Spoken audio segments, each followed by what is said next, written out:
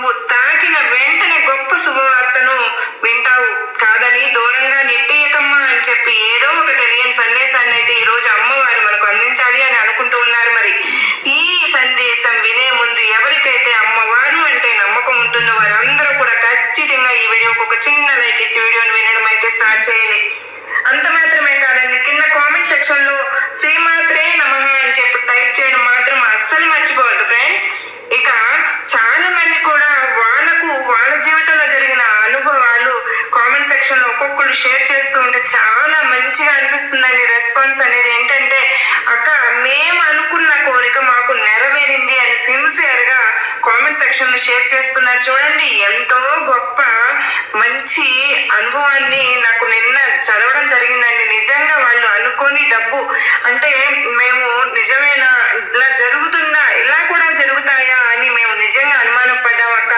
ఖచ్చితంగా అమ్మవారు మాకు నిరూపించారు. ఖచ్చితంగా ఈ సందేశాల రూపంలో మాకు కావలసిన డబ్బు మాకు అందింది టైంకి అని చెప్పి సందేశం ద్వారానే మాకు చాలా మంచి జరిగింది అని చెప్పి మీకు ధన్యవాదాలు అని చెప్పి తెలియజేశారు. చాలా థ్యాంక్స్ అండి.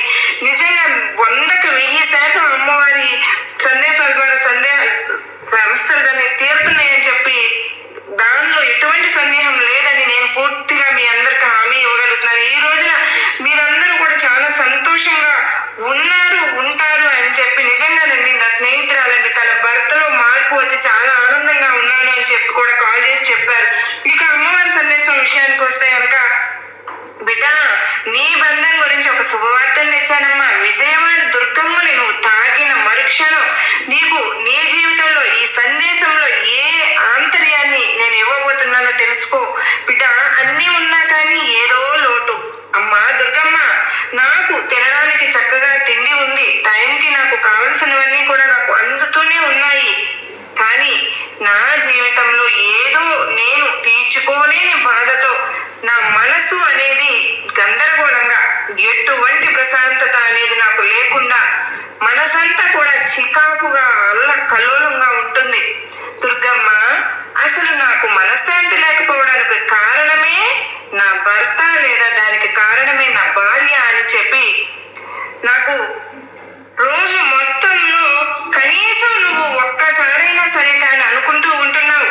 నేను అందరినీ కూడా ప్రేమగా చూసుకుంటాను, అందరితో కూడా చాలా చనువుగా ఉంటాను, నా భర్త దగ్గర ఉంటాను. కానీ నా భర్త మాత్రం నన్ను ఎప్పుడు కూడా ఒక దూరం నుంచి, ఒక బయట నుంచి వచ్చిన అమ్మాయి లాగానే చూస్తూ ఉన్నారు. నేను అతనికి ఎంత ప్రేమని పంచుతున్నానో అతను నన్ను అంత చులకనగా చూస్తున్నారు. కనీసం నా కడుపున పుట్టిన పిల్లలు కూడా నన్ను అవసరాల కోసమే వాడుకుంటున్నారా?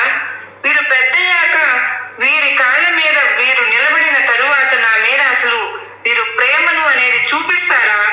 ఒక తల్లిగా లేదా ఒక తండ్రిగా నాకు గౌరవం మర్యాద ఇస్తారా అనే రకాల ఆలోచనతోటి నీ మనసు అనేది సతమతమైపోతూ ఉంటుంది. పిల్లల గురించి పక్కన పెడితే, పిల్లలకు తల్లి తండ్రి అంటే ఖచ్చితంగా ప్రేమ ఉంటుంది తల్లి. ఈ ప్రపంచంలో వారి అవసరాలను తీర్చుకోవడం కోసం ఎంతమంది ఉన్నా కానీ తల్లి ప్రేమ, తండ్రి ప్రేమ ఖచ్చితంగా బిడ్డలకు అవసరం అవుతుంది. కనుక నువ్వు పిల్లల గురించి ఎటువంటి బాధపడవలసిన అవసరమూ లేదు. పిల్లల ఎదురుగా నువ్వు కోపము, ఆవేశము అనేది చూపించకుండా వారితో శాంతంగా నెమ్మదిగా ఉంటే కనుక వారు నీకు నచ్చినట్లుగా వారు నీతో ఎలా మాట్లాడాలి అని చెప్పి నువ్వు కోరుకుంటూ ఉన్నావు. వారితో కూడా నువ్వు అలాగే మాట్లాడుకుంటూ వెళ్తే కనుక మీ ఇద్దరి మధ్య అయితే తల్లి కూతుర్లు లేదా తల్లి కొడుకుల మధ్య సంబంధం అనేది చాలా చక్కగా కుదురుకుంటుంది. ఇక భర్త విషయానికి వస్తే కనుక, భర్త బయటకు వెళ్ళి అనేక రకాలైనటువంటి పనులు చేసుకుంటూ ఉంటారు. కానీ ఈ మధ్య నీకు భర్త మీద ఒక చిన్న అనుమానం కూడా వచ్చింది. చిన్నది అని చెప్తే నేను అనేకంటే కూడా అది నీ జీవిత సమస్యగా మారిపోయింది. అది చాలా పెద్ద అనుమానమే. అవును, అది అనుమానం కాదు, నిజమే అని కూడా నీకు తెలుసు. అయితే ఈ నిజం అనేది ఎటు అబద్ధం అనేది అవ్వదు కదా.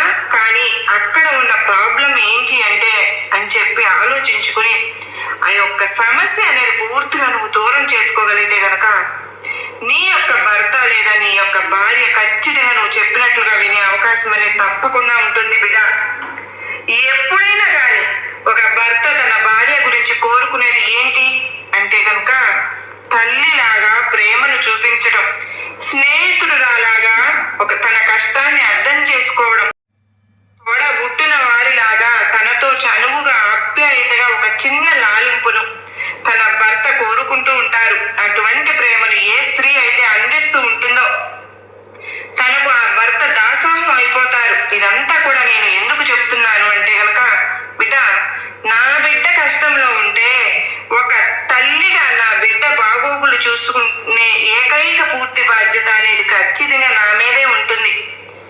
నా బిడ్డ నా పాదాల మీదకు వచ్చి నా భర్తని మార్చు అమ్మ దుర్గమ్మ అని చెప్పి కన్నీటిని కారుస్తూ ఉంది. అటువంటప్పుడు తన కన్నీళ్లను తుడిచే అవకాశం తన చేతుల్లోనే ఉంది అని చెప్పి నా బిడ్డ గుర్తించడం లేదు. కనుకనే నేను నీకు ఈ రోజున ఈ సందేశం ద్వారా నీకు పంపిస్తున్నాను. బిడ్డ, నువ్వు ఎప్పుడైతే విజయవాడ కనకదుర్గమ్మని నన్ను తాకావు అంటే అంతటి శక్తి స్వరూపుని నువ్వు ఏదైతే తాకావో ఆ తాకిన మరు నిమిషమే నీ యొక్క శరీరంలో ఉండే నెగిటివ్ ఎనర్జీ అంతా కూడా దూరం అయిపోయింది.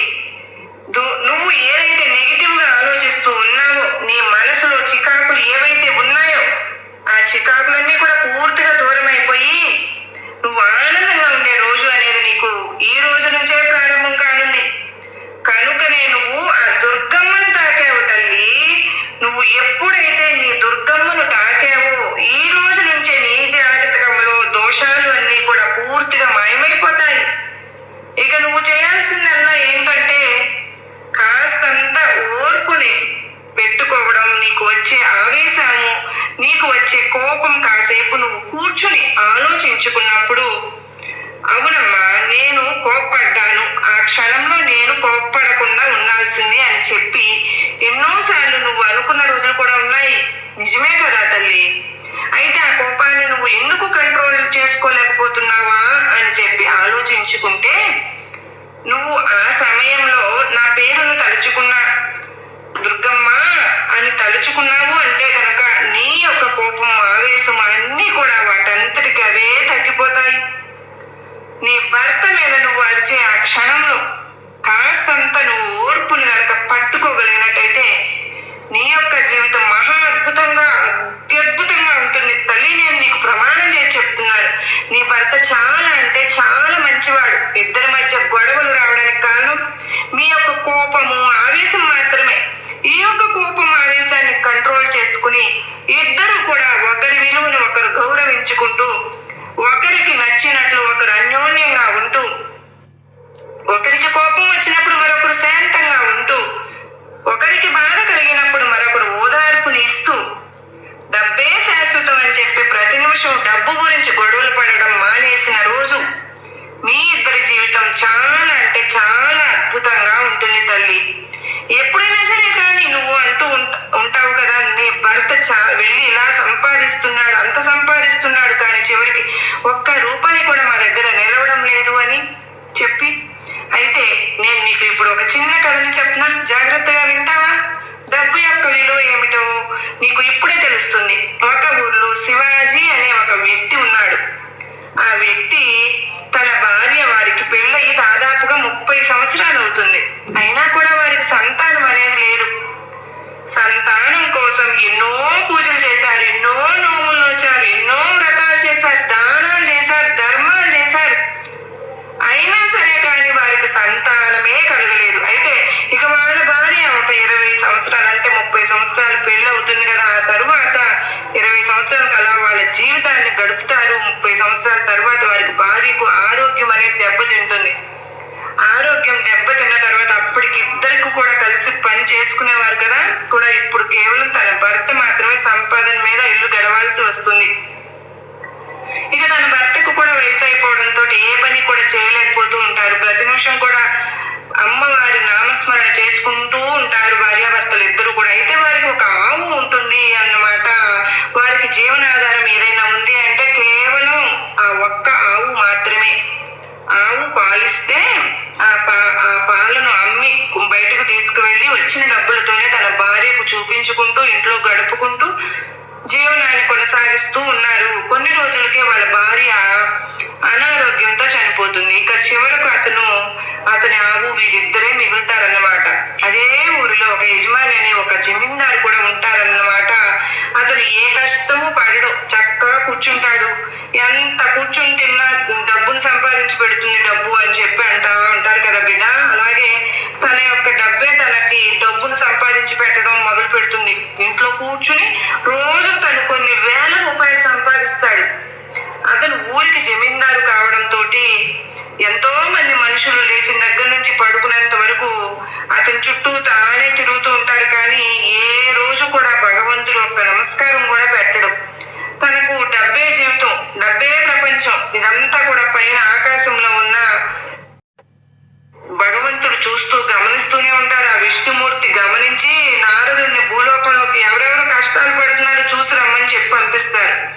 అప్పుడు నారదుడు ఇక్కడ ఆవుతో ఉన్న ఒంటరి వ్యక్తిని చూసి హరినామస్మరణతో భగవంతుడి దేశంలో అమ్మవారిని తలుచుకుంటూ గడుపుతున్న అతనికి ఆ నామాన్ని చూసి కష్టాలు పడుతున్నాడు అని చెప్పి అనుకుంటాడు. అదేవిధంగా జమీందారుని చూసి కనీసం దేవునికి పేరైనా కూడా తలవడం లేదు, ఎంతటి సుఖవైభవాలు అనుభవిస్తున్నాడు అని చెప్పి అనుకుంటాడు. ఇదంతా కూడా వెళ్ళి విష్ణుమూర్తికి చెప్పి, ఎందుకు స్వామి కష్టంలో ఎప్పుడూ సతమతమైపోయే వాళ్ళకి నువ్వు కష్టాలే ఇస్తున్నావు? నీ నామస్మరణతో అమ్మను తలుచుకుంటూ దుర్గమ్మను అతను రోజు కూడా గడుపుతూ ఉన్నాడు. కానీ అతనికి సంతానం మాత్రం కలగలేదు, అతను భార్య కూడా లేదు. ఎప్పుడు నీ నామస్మరణతో గడుపుతూ నీ కష్టాలనే అనుభవిస్తున్నాడు. ఇతనేమో కనీసం నీ నామాన్ని కూడా అతను జపించడు, అయినా కూడా కానీ డబ్బులతో తొలతొలిపోతున్నాడు అని చెప్పి అడుగుతూ చెప్పగా అతను అప్పుడు శ్రీహరి కష్టాలు అనుభవించేవారు దైవానికి పూజలు చేసేవాడే కష్టాలు అనుభవించడానికి కారణం ఏంటో నాకు చెప్పండి స్వామి అని చెప్పి ఆ విష్ణుమూర్తి నారద మునీశ్వరుడు అడుగుతారు. విష్ణుమూర్తి లేచి, సరే పద, దీనికి కారణం పూర్తి కారణం నేను భూలోకానికి వెళ్దాం పద అని చెప్పి నారదునితో కలిసి విష్ణుమూర్తి వారు కూడా భూలోకానికి వస్తారు. వీరిద్దరూ కూడా భూలోకానికి వచ్చిన తర్వాత వేషధారణ మార్చుకుని భిక్షాటన రూపంలో ఇద్దరు కూడా ముందు ఆ జమీందారు ఇంటికి వెళ్తారనమాట. జమీందారు ఇంటికి వెళ్ళి తలుపు కొడతారు. తలుపు కొట్టి భిక్ష వేయమని చెప్పి అడుగుతారు. నీకేం పని పట్ట లేదా ఏంటి?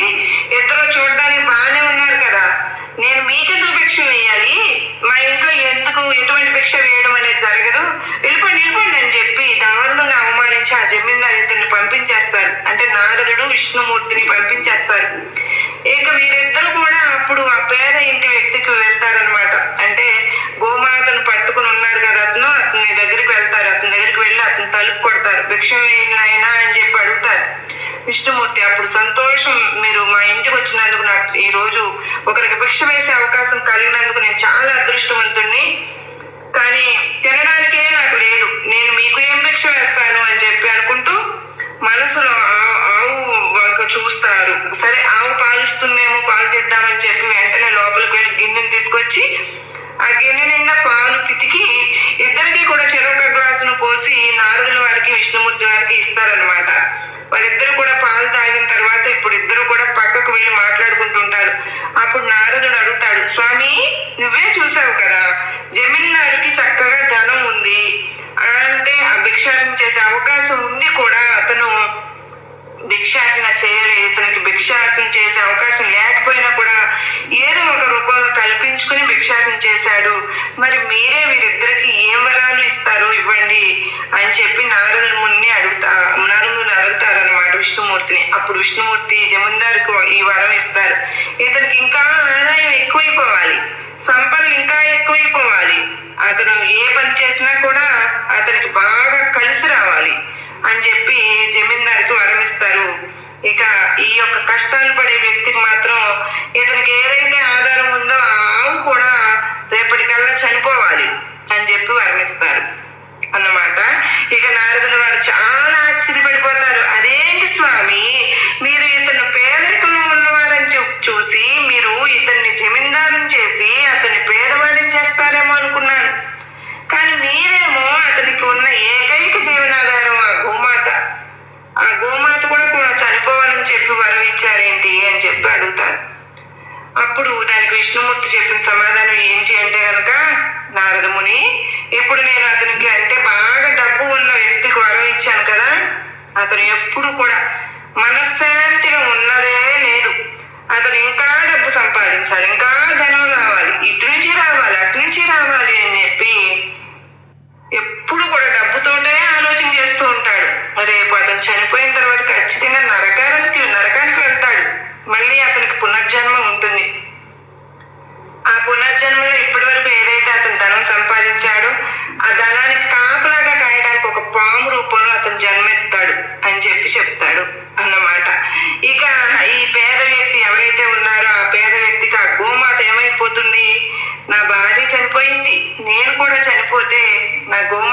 చూసుకునే వాళ్ళు ఎవరు అని చెప్పి ప్రతిరోజు కూడా బాధపడుతూ ఉన్నాడు. అతని కంటి ముందు ఈ గోమాత చనిపోతే ముందర అతనికి ఒక బాధ అనేది తగ్గుతుంది. గోమాత చనిపోయిందని కొన్ని రోజులు బాధపడినా సరే, కానీ ఇక నేను చనిపోయినా కానీ నాకంటూ ఎవరూ లేరు, నా గురించి ఎవరు బాధపడరు అనే ఒక ఇది ఉంటుంది కదా. గోమాత కూడా చనిపోయింది అని అతనికి కొంచెం సంతోషం కలిగి ప్రశాంతంగా తన ప్రాణాన్ని విడుస్తాడు. అప్పుడు అతనికి స్వర్గానికి వెళ్ళే ద్వారాలు తెరుచుకుంటాయి. ఎప్పుడైతే గోమాత ఉండి ఇతను చనిపోతాడు, అతనికి మనశ్శాంతి ఉండదు, నా గోమాతని ఎవరు చూసుకుంటారు అని చెప్పి ఆందోళన చెందుతూ ఉంటాడు. దానివల్ల అతనికి స్వర్గంలో ఉండే దారులు అనేవి తెరుచుకోవు. కనుక నేను అతనికి మంచి పనే చేశాను, మంచి వరమే ఇచ్చాను అని చెప్పగా అప్పుడు ఆ నారదముని విష్ణుమూర్తి యొక్క పాదాలకు నమస్కారం చేసుకుంటారన్నమాట. ఎందుకు అని అంటే అంతటి గొప్ప వరాలు ఇచ్చినందుకు. కనుక ఈ కథ విన్న తర్వాత నీకు ఏమర్థమైంది బిడ్డ? ఎప్పుడు కూడా డబ్బు అనేది శాశ్వతం కాదమ్మా.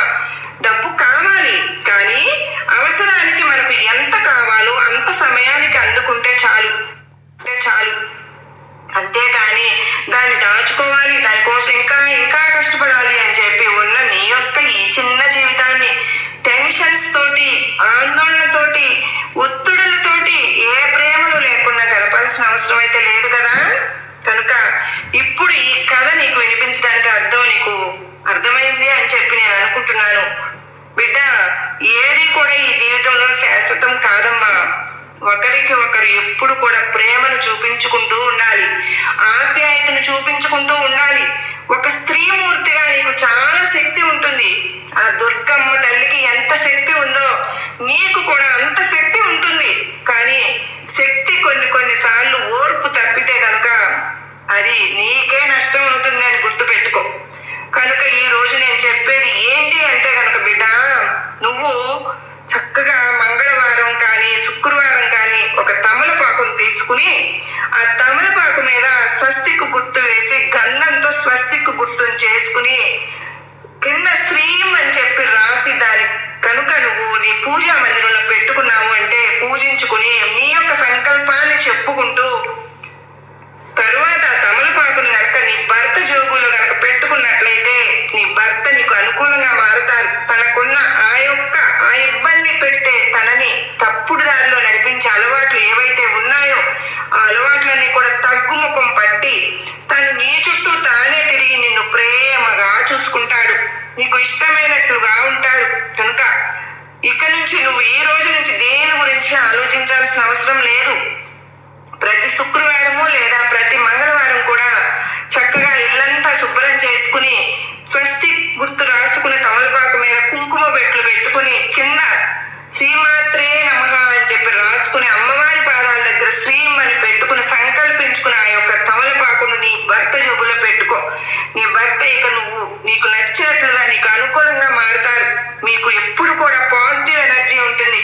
ఎటువంటి కష్టాలు కూడా మీకు ఇక మీ జీవితాల్లో అడుగు పెట్టవు. మీ మీద ఉండే నరదృష్టి, నరఘోష అన్నీ కూడా పూర్తిగా తొలగిపోయి మీరు ఆరోగ్యాలతో ఆనందంగా ఉంటారు అని చెప్పి నేను నీకు మాట ఇస్తున్నాను. బిడ్డ, నీకు నా ఆశీర్వాదములు ఇస్తున్నాను తల్లి అనే దుర్గమ్మ వారైతే అత్యద్భుతమైనటువంటి సందేశాన్ని మనకు అందించారు కదా ఫ్రెండ్స్. ఎప్పుడు కూడా మనకు అమ్మవారి మీద భక్తి ఉండి చక్కగా ప్రతి శుక్రవారం కూడా మనం ఇల్లు నీట్గా ఉంచుకొని అమ్మవారి మీద భక్తి ప్రపత్తులతో ఉంటే చాలండి. అవన్నీ చేసినా చేయకపోయినా అది మీ ఓపిక. అతనైనంత వరకు మీరు చక్కగా ప్రేమగా మాట్లాడుకుంటూ ఇంట్లో ఎప్పుడు కూడా భర్త మీద ప్రేమను కనపరుస్తూ ఎప్పుడు కూడా భర్త మీద ప్రేమను కనపరుస్తూ ముందు చెప్పుకున్నట్లుగా మన ఇంట్లో పుట్టింట్లో నుంచి ఎంత ప్రేమతో వచ్చామో అదే ప్రేమను మన భర్త మీద చూపిస్తే వారు మనకు